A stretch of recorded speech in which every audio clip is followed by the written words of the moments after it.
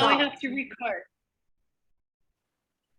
Hi, listeners. Welcome to Zoom number 2 with Dave Wilkes, former record producer, manager, you name it. Dave's done it. So we're very happy to have him here for our Zoom number 2. I'm Helen Forte, very much a music aficionado, and we have also with us Heidi Fleming Famgroup, great Montreal manager who everybody knows. So let's get on. Today our subject is Canada. So Dave, I've read that you worked with some great Canadian artists like Stan Rogers, Nikki Yanofsky, and also with True North Records. So tell us, I want to know from you what you find so special about Canada and about our way of doing things, and just how this whole thing unfolded, and who you're representing now. That would be interesting as well. So I kind of got involved in the Canadian scene accidentally, which is the way that I got involved in just about everything in my life, in my career. I had a roommate named Al Hirsch, who was from Montreal. Yeah. And so we lived together with another college friend on East 27th Street, a block away from Barry Manilow, by the way. Yeah. And Al was getting married up in Canada, and he asked me to come up for the wedding. And I met a guy named Coleman Corentire, who I don't think he's still with us, but I'd love to find out whatever happened to him. So Coleman was he was doing the music for the World's Fair. Was it 1964, something like that, up in Montreal? 67. 67. It was Canada's centennial. Right, okay. Right. And Well, I think so anyway. that sounds good. Yeah, it sounds right. And so I'm going to be hickering because I told you I have a little case of COVID. Don't worry. But if you need to stop, just let us know. nah, just let it run. Okay. It adds charm and reality to. Yeah. So I met Coleman, very, very nice guy, as all Canadians that I met were. And he was managing a girl named Penny Lang. Yes. He told me that he had decided to work with Penny rather than work with Leonard Cohen. Wow. Yeah, right. So I didn't really know who Leonard Cohen was, and I didn't know who Penny was, obviously. But maybe I would have been happy if he worked with Leonard Cohen, because I probably would have ended up managing Leonard as well. Yeah. Anyway, Penny was great. I loved the way she sang and her guitar playing and her choice of songs. She was a great performer. And I brought her down to New York to play at the Bitter End and a number of other clubs. And, she did really well. We all loved her. And then I managed her for a while. I think, that famous story about RCA, but I don't really remember. I think Heidi remembers that story better. Well, it was in Penny's bio.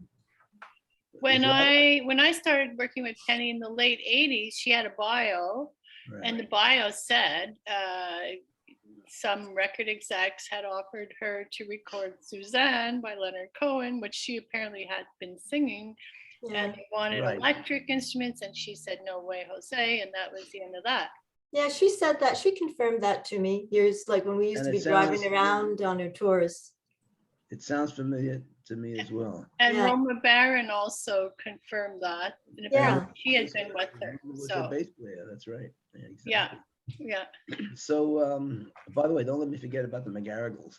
No. Oh, no, don't worry. That's all here. All right, good. Because you may have notes there, but I don't have that many notes.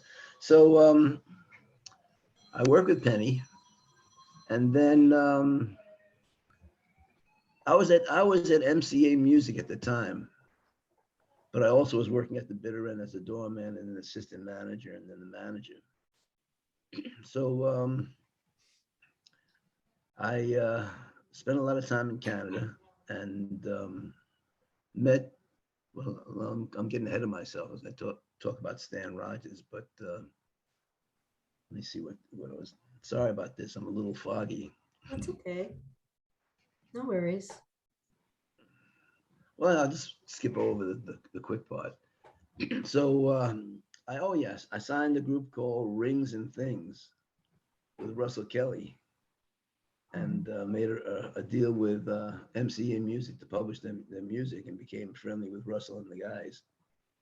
And then I lost track with Russell. So this is kind of an interesting story, because many, many years later, maybe about 5 or 6 years later, when I was invited to go up to Canada to do some talks about my experiences with Stan and with, the folk circuit and Bitter End, I met Russell and he gave me his card.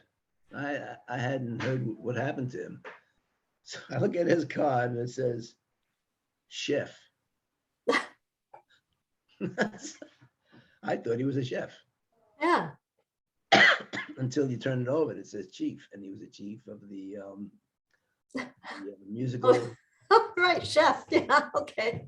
Yeah, I mean, I don't know the word chef to me as but then I realized that chef must be the chief of the kitchen, right?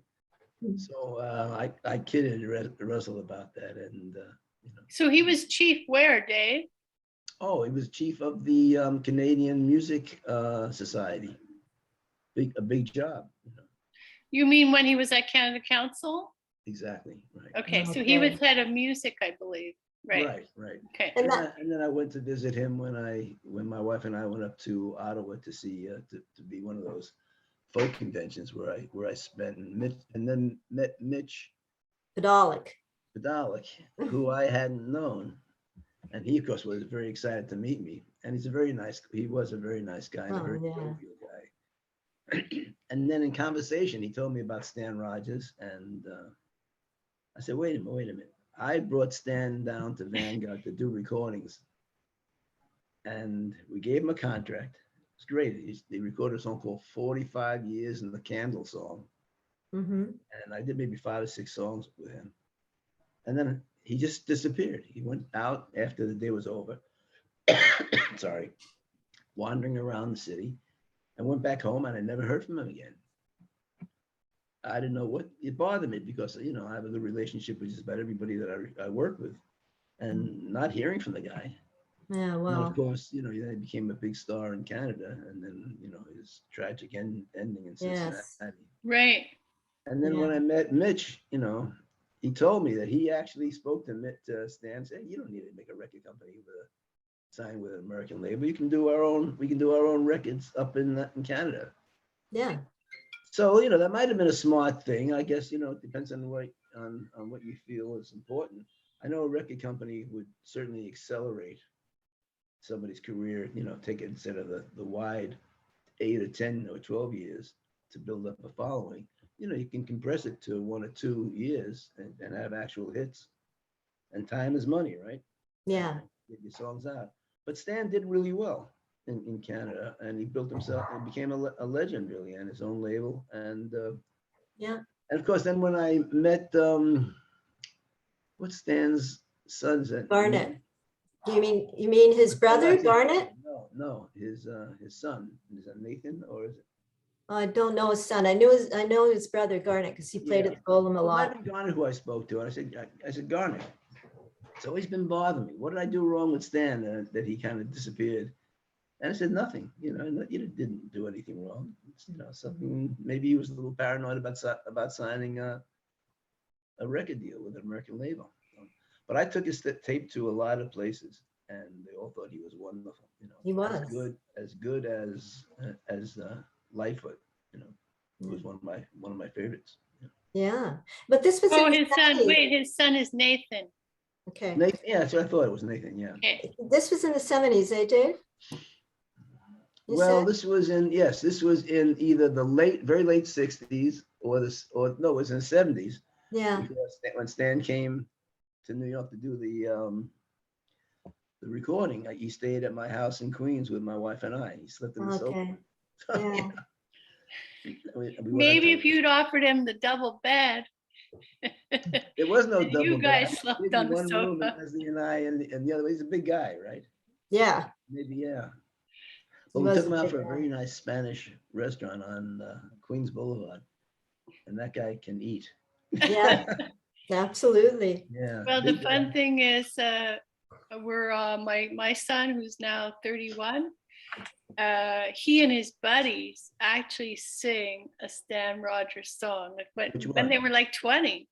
Yeah. Oh, one of those drinking songs about Barrett's love that stuff. Privateers or something like that. Exactly, Barrett's Privateers. Yeah, what a So, great song. yeah, has influenced many generations. So I Well, met okay, I go met Paul Mills over there when I Mhm. was in Toronto, and Paul was the one that told me about Stan because he was producing Stan for CBC, I guess. He Yeah. was the producer for Touch the Earth, was it, with Bill Garrett, radio show on Must CBC? be because Bill was involved in that as well. Yeah. Right. But I think Yeah, he exactly. worked at CBC, I believe, or he was hired to do a show. Right. So very And interesting, he very played interesting. with them as well, I think, with the band. Well, he might have recorded with them, but Okay. when I saw Stan play, he was just playing acoustic. Right. So, Well, the reason, Dave, another reason that he did so well is because that's when the Canada Council really started kicking in money for folk musicians. right. And, because it was really then in the 70s that they started understanding how important folk music was to the rest of Canada. Right. And people like Stan Rogers that they actually started getting funding so that they could go around and play across the country, and it Right. really helped out a lot. And Mitch must have known that. Yes, of course. He was Well, up until then, they had been supporting mainly classical music. yeah, Right. yeah. Yeah, and then the festival circuit, it used to be just like Mariposa, and then all of a sudden it just blew up, and Winnipeg became the biggest folk festival in Canada. Right. And I mean, we Now, had is such that a Mitch's circuit. also? Did Mitch start the Winnipeg Folk Festival? Or Yes. the other- Yeah, I think he did. Yeah, Yes, he did. Yeah, Did you he ever did. meet Gary Crystal then? yeah, Gary. We had a lot of fun with Mitch. He's a very jovial, very bright guy, extraordinarily Yeah. insightful. Just. But did you ever meet Gary Crystal? That name doesn't ring a bell. Okay, because he had started the Vancouver Folk Festival. He was kind of Vancouver's Mitch Podolak. So Yeah, I did meet exactly. the guy who I thought started the Vancouver at one Yeah, of the focal lines. And he had also worked at Canada Council for quite a Okay. while. Yeah, These are really good guys. I great mean, friend of Russell as well. Well, Russell must have introduced me to him. Yeah, oh, Yeah. for sure. Yeah. So very, really great guys. And then through Roma, sorry, It's okay. I met the McGarrigles. Yeah. Well, actually, it wasn't the McGarrigles. It was just Kate. Yeah. And I brought Kate down and put her in the Vanguard recording studio. We did a wonderful demo. Wow. Yeah, we offered her. Well, actually, we gave her a contract, which she never signed. She just took off. That's Kate, right? Yeah, that And was. then maybe 2 years later, and then maybe 2 or 3 years later, she came down again. I put her in the studio again. And we again offered her a contract. And again, she disappeared. So. Well, she was married to. Remember, she was married to Loudon Wainwright Right, but this is the way third before at now. the. Before Yeah, this? Oh, yeah. Yeah, I think it was around that time, eh? Well, No, apparently Kate even used to earlier. play in Penny's band. Who- Kate Oh, No. yeah, right. Well, that's played probably in how- Penny's Yeah, band. But and that was in the 60s. That was like a. 60s. Yeah, this so was they all knew each probably- other. This was Yeah. probably in the real early 70s. Okay, Or I might have Yeah. put it down before I worked for Vanguard because I had such a nice relationship with them.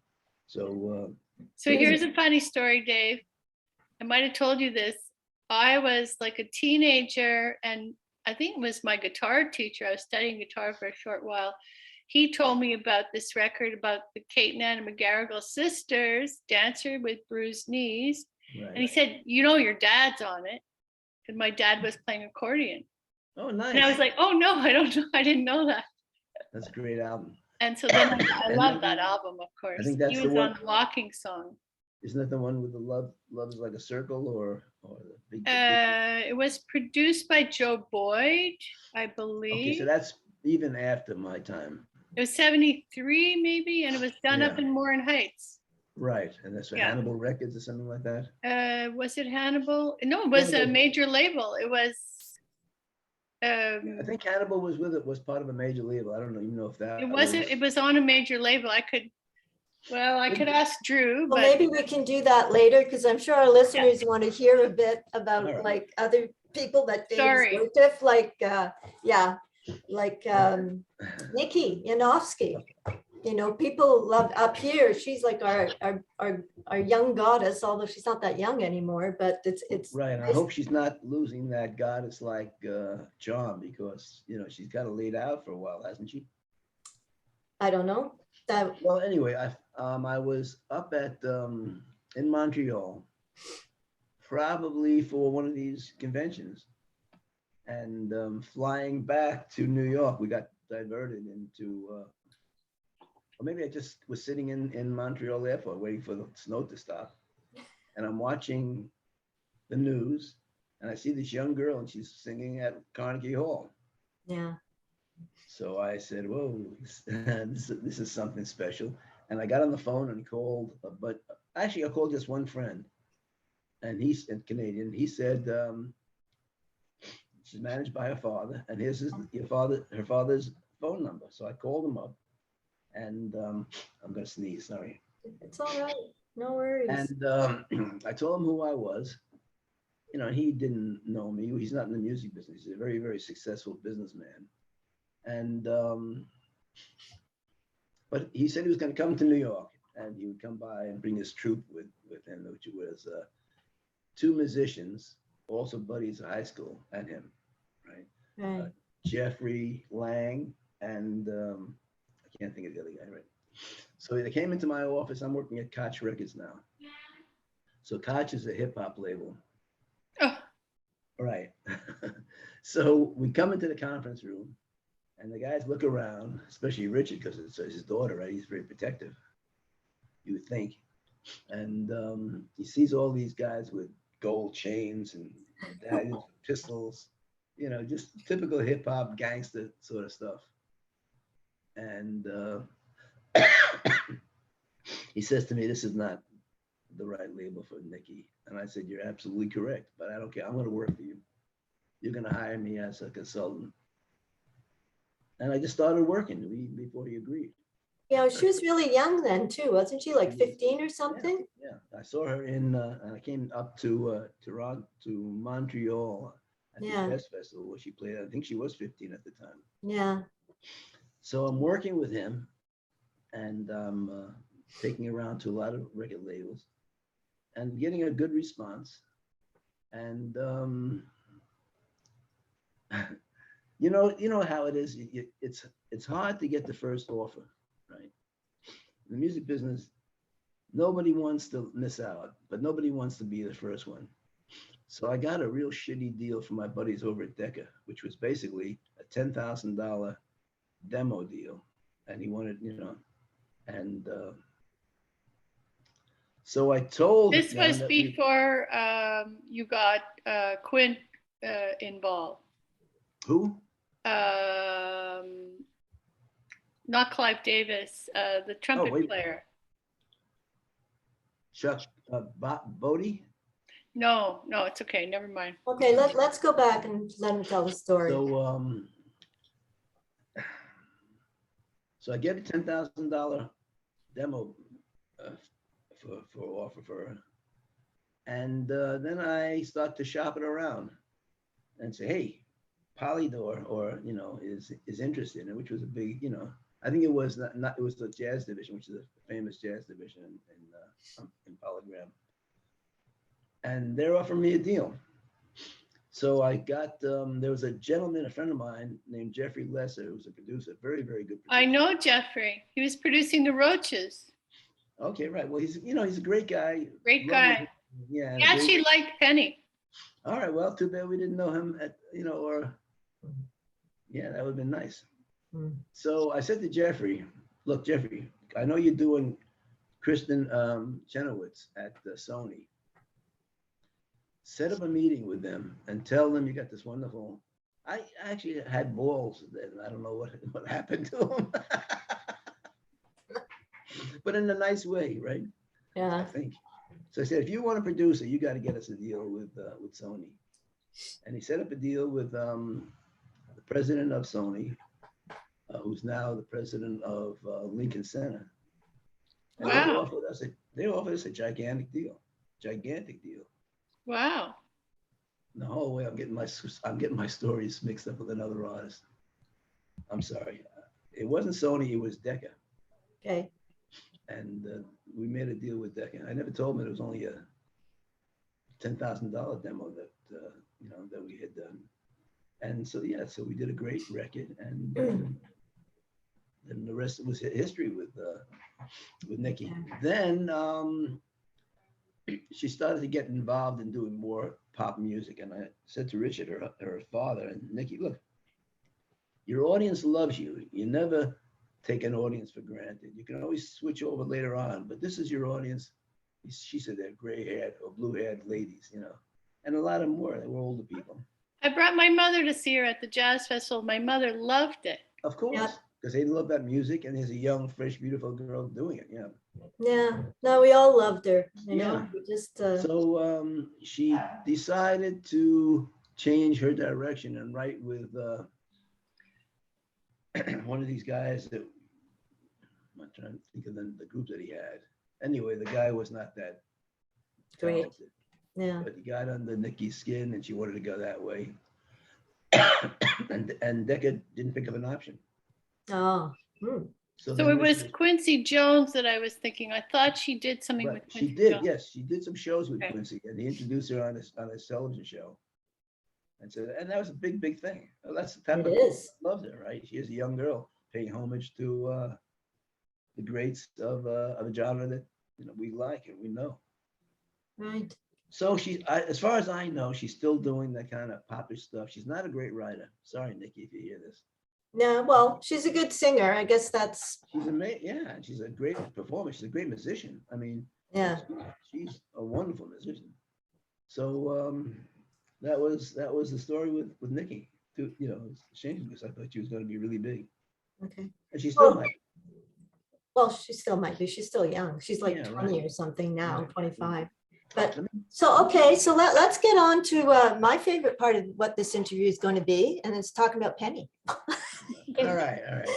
Because I mean, I'm just going to give a bit of an overview. Like I read through some notes today, and I have to tell you, it reminded me, I did a number of tours with her, and I was a driver, and we used to, we'd be driving along, and I'd put in Bonnie Raitt, and we'd be singing, and then she'd talk about how her mom used to sing around the house all the time, which my mom did too. Yeah. And we'd end up singing like these old songs like Send Me the Pillow That You Dream On. And we started getting into conversations about all of these acts and what she did. And when she started out at Cafe Andre, and she was making like $5 a night and working really long hours, like 8 till 3 in the morning. And that's when she met all these people. I'm just looking at some of my notes here, I mean, and growing up, like she grew up in a musical family. Her father clearly had talent, but because of her background, he was Scottish. She came over and he was young. His parents wanted him to do something else, so he became a welder. But they still went around in their own little musical band all over the place. And that's where she really developed her love of music, like at 7 years old, I mean, she had a crush on the first guitar player that came to her house because he was there to get lessons from her dad.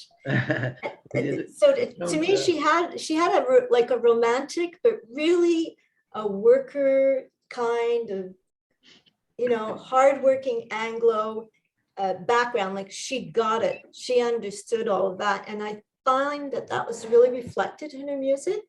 So, but tell me about, I mean, that's when she met Kate and Anna, and she was playing at all sorts of places in Montreal. And then you came along and you took her to New York, and that whole thing happened with, recording the Leonard Cohen song. And she was quite upset because she said, no, I'm not putting any electrical stuff in my music. Like, I remember telling me about that. And I remember at the same time, remember Bob Dylan? Valdy wrote a song about it, remember? Play me a rock and roll song or don't play me no song at all. And it's because he hated the electrical music. So I found, yeah. So tell us a bit about that era. And that's when you actually brought her to New York. Well, she fit right into the village scene. I'm sure she did some dates with the coffee house circuit and played Gertie's Folk City and the bitter end. She did fine, and we didn't get her a record deal. I guess that's one of the reasons why we didn't, because of that. Yeah, Leonard. I don't think I knew about that, yeah. because did she say that I did? No, well, look, No, in No, she fact, didn't. we were trying to find the source of that story, because Yeah. it's in the bio. So I wanted to know. But and also Leonard Cohen's people, they wrote to me when they were doing a book on him, and they asked to speak to Penny. So I set Yeah. them up. She did know him because he came to her for lessons for guitar, Yes. and then she said, "No, I can't. I'm too depressed." That I know is a Yes, story. yes, Don't exactly. forget that Coleman Corentine managed both of them, or was working with both. Oh, wow. So yeah, so that's the first connection with Okay. Penny and Right. Leonard. Yeah. Wow, interesting. But I mean, it doesn't necessarily, whatever it said. I don't even know if the label was whatever it said. It could have been maybe a label that you knew, or maybe it was just very casually somebody in the audience. Mhm. Who knows? It would be nice, but it sounds like it would have been you because Right. you were plugged in. I might have gotten her some sort of meeting with the RCA people, because I think it might have been that, right. but who knows? Well, whatever you did, I mean, you did her a good turn. It's just that she wasn't the only artist at that time, right? That was taking that sort of stance that they didn't want, like, she was a purist. Right. There was She was a purist. Yeah, and then of course Dylan changed, and then Pete Seeger wanted to chop off the electric wire that was Yeah. feeding the guitar player at Newport Folk Festival, right? Yeah, I think But so. you Yes. put Penny on the circuit, right, Dave? The coffee, like in the universities? Yeah, on the coffee house circuit. That was my go-to job, because it was an amazing thing to be able to offer an artist to work steady and make a living Right, and hone their material. right. And, And was that in what turned out to be the NACA circuit? Like whatever it was called, the college circuit? Yeah. They changed the name on us a couple of times. The coffee house circuit was our company. Right? Okay. And Oh, then I remember it was in partnership with the NEC, which is, I don't remember what, I think it's a National Educational Conference or Entertainment Conference. It was part of the college system. Then they did change that name, and then we went down to Washington D. We used to have a showcase at the Bitter End once a year or twice a year. Yeah. And we would invite all the colleges that were part of membership, and these colleges were maybe 160 colleges. Did I explain this before to you how it worked? no. Oh, I don't think so. I don't remember. So we had like 160 colleges. Oh, that's mentioned. That's Yeah, okay. mentioned. Like, that was my next question was, Okay. what was the difference between your coffee house circuit and the college circuit? Because that's where she played a lot with the McGarricles and all of those people. Same thing. Yeah. Okay. So each school paid a membership to us. I think it was like $150 a year. And we supplied talent to them, and we found talent to them. And we arranged for the colleges to be in regional groups. So let's say upstate New York would be RPI, Right. St. Bonaventure, Albany, SUNY Geneseo, SUNY, Cortland. And these artists would go to each school. I think I did mention this here, but I think you were talking about it last week too. Yeah. Probably. so each artist would go to every school for 3 days. And then the coordinator would have another school waiting for 1 day of travel, and then another 3 days. They would live with the students in the dormitory. They would eat their meals with the students. It was really a nice thing. Wow. And then they would get paid basically how many people were in the group. So if there's one person there, I think they would got $100 a week for 3 days. And then each person in the group after that got $75. So, a little folky act from the village that was still an amateur, basically. They weren't amateur, they were making a living. Would make $250 plus room and board. Which is not bad for back then. Pretty good. Yeah. You do 2 gigs in a week, so that's $500, right? And you said they contributed to gas. The colleges gave them a gas allotment depending on where they had to go, you know, after that. And then we Sounds also almost like a Canadian scheme well, that's the Canadian scheme. That's the one that Mitch put together. in That's another thing he took in from me. Manitoba. And now it's all across the country. And it was until COVID shut it down. Right, right. Yeah. But it was really a good thing. And then we would have a showcase in New York. We would invite all the schools. And, you know, listen, we had 150 schools and maybe they each one paid us $150 to join. So it was a nice amount of money. We didn't commission the acts. Oh, wow. So you yeah. made your money on the $150 participation fee? Well, we lost less money because of the 150. Oh my God. You know, we had to hire a woman to run it, you know, and we hired a young lady named Tracy. Well, I forget what Tracy's last name was. Great lady. And she was the one that did all the bookings. You know? Wow. And then after running that for a couple of years, we decided that, you know, those days you didn't have cell phones or digital phones. Our phone bills was a couple of $1,000s a month. Oh, my God. Crazy. Well, that's what I remember about working with Heidi and Barbara. And my God, we used to fax things, and it's like, it's certainly not like it is today. Oh my God, no. That was huge expenses, sending out the packages, you know. But I do want to get back to Penny for just a minute, because I do want to say that she was the Queen of Montreal, and to me, Canadian folk. And there's been a lot of people that have coined certain phrases about her. And I think, Dave, we do have you to thank for some of that, because bringing her down to New York and like gave her a lot of experience that she really needed after all these years at Cafe Andre and the college circuit. You know, it certainly helped her out. And, you know, she's had a lot, everybody that I know that knows Penny has great anecdotes about her and how she really, you know, helped the Canadian folk scene. Oh, she was such a generous woman. Absolutely. And so warm. Oh, yeah. So we're going to be celebrating her 80th this year.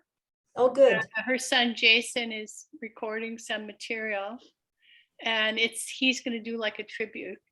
Nice. So Oh, good. Yeah, and I don't know how it's going to happen, but it will happen somehow. You get some money from the Canadian government. Well, it'd be nice if you could get like some people to give some special anecdotes, you know. I mean, Heidi, good God, you know, like Heidi and I were crushed when Penny passed away. We were all at her funeral, and it was, I mean, it was like the whole city felt that they lost an arm kind of thing, you know. She was definitely one of the most important folk artists in Montreal. Yeah, Absolutely. I think since we don't have a lot of time, so I think maybe what we should tell our listeners is that next week, what we want to do is really talk about, you know, how any of them want to get, and still why they should still get involved in music, even though it's not the way it used to be. I think, Dave, you can help, you'll be able to help a lot with that, you know, just you can prepare for that, like just in your mind. We'll just dedicate the show to that and to any of our anecdotes that come up. Because I mean, this is really helpful to our listeners, and it's nice to go back to the past. It's nice to see that there is familiarity and sort of like a wholesomeness, even though we're all doing drugs and sleeping with everybody else. There was a genuine goodness.